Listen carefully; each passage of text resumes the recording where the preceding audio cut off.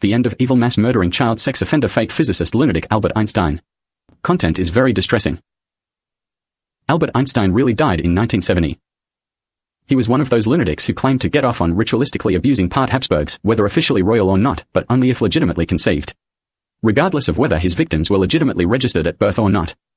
The excuse was always that my Habsburg ancestors were related to the old real royal family of France, through Louis XIV, the same monarch of France that Emperor Napoleon was descended from. I have some body markings that are similar to Emperor Napoleon, particularly my trouser holders around my hips. My hair is green, gold, and red. In the sun, it looks just like depictions of monarch Louis XIV's hair detailed at Versailles in France. Einstein was related to vile perpetrators of a heinous crime against the French royal family in the 1790s, approximately, who were executed. It was after they murdered real French royalty in a disgustingly heinous incident that never seems to go away. There is no delicate way to put this.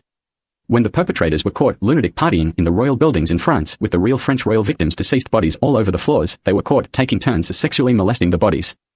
There was evidence that the other corpses in the buildings had already been sexually molested after death as well. The kind of lunatics of the type who think there is always a way to pretend there is no such thing as law, official documentation, official records, and identification techniques, temporarily. In this case they pretended dead bodies didn't count as rape. The perpetrators of the mass murder of the French royals were found squatting in the buildings the crimes were committed in. They were having a post-mass murder fancy dress party. Wearing the deceased victims' clothing and jewelry, including crowns, with the deceased murdered royals' bodies strewn on the floors. They were interrupted by an army who had sworn allegiance to Napoleon, who found the crime scene. Napoleon consequently became the only person eligible to be the new emperor when the French royal victims were found dead. When the loyal army took the buildings and there was heinous evidence of molestation of the bodies of the dead royals, they didn't hesitate. They immediately executed every perpetrator involved after securing the buildings without hesitation. Some later argued they should have been arrested, as if the immediate executions were offensive in some way. Even that they denied the perpetrators the shame of the infamy of their crimes, and the public's need for public vengeance wasn't satisfied first, at least.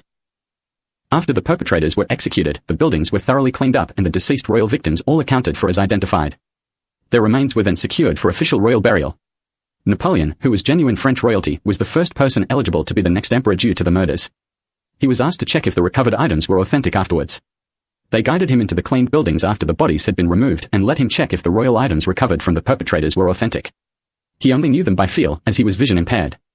He was handed them one by one to verify them as the authentic royal artifacts. As an example, one of the crowns involved had been gently placed on his head for fun by one of his royal family members as an "if you become emperor in the future, they'll do this thing." He knew it in great detail by feel and identified it along with the rest as the items as he knew them. The perpetrators of the heinous incident who murdered the French royals and had their little party afterwards were all from an obscure part of France called French Guiana. It is in northeastern South America and is considered to be part of the West Indies, but is part of France as a French territory. They and anyone who associates with them now tend to give themselves away by displaying something that looks like a map of French Guiana. Particularly say Arab-looking types, who seem to screw their traditional Arab headdresses slightly sideways so they look just like a map of French Guiana. One of the frustrating things about those incidents is that Napoleon had to do it by feel, as he was severely vision impaired. Some thought totally blind. The fact that he was vision impaired meant liars thought they had an easy ride picking on a blind guy with their post-incident fictional rubbish. Everything afterwards, particularly after the invention of the camera as a usable piece of equipment, was themed around the idea if Napoleon could have seen this. The blind guy. Faking royal-themed photographs became an obsession for them because people looked at them and they were an extension of picking on a blind guy.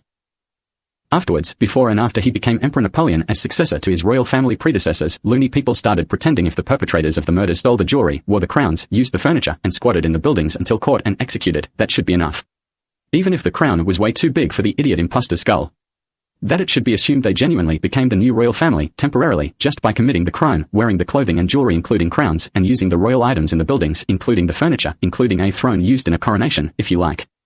Then, that new Emperor Napoleon should be incorrectly assumed to have violently stolen it back or off them again, by their executions, then recovering a crown, jewelry, clothing, and furniture.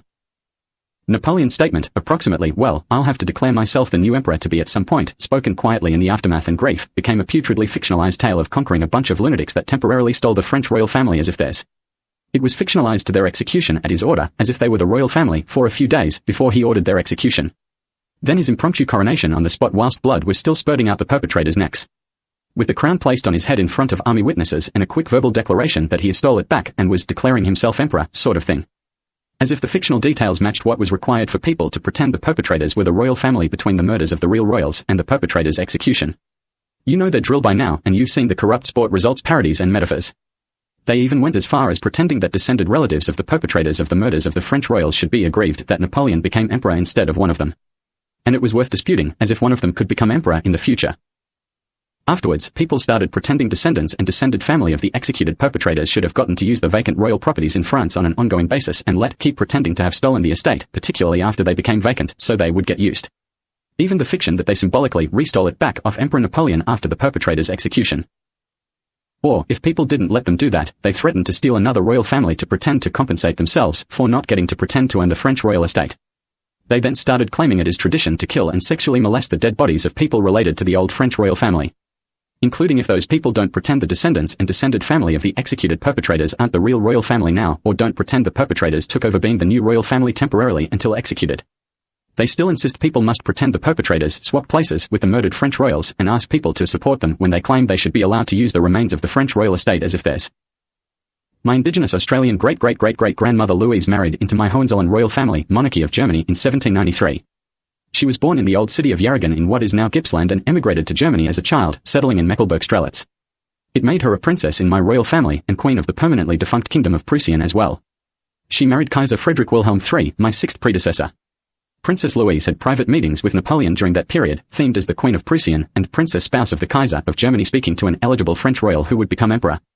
France v Prussian War was convoluted by the fact that very few people knew the perpetrators of the mass murder of French royals were from South American France, French Guiana.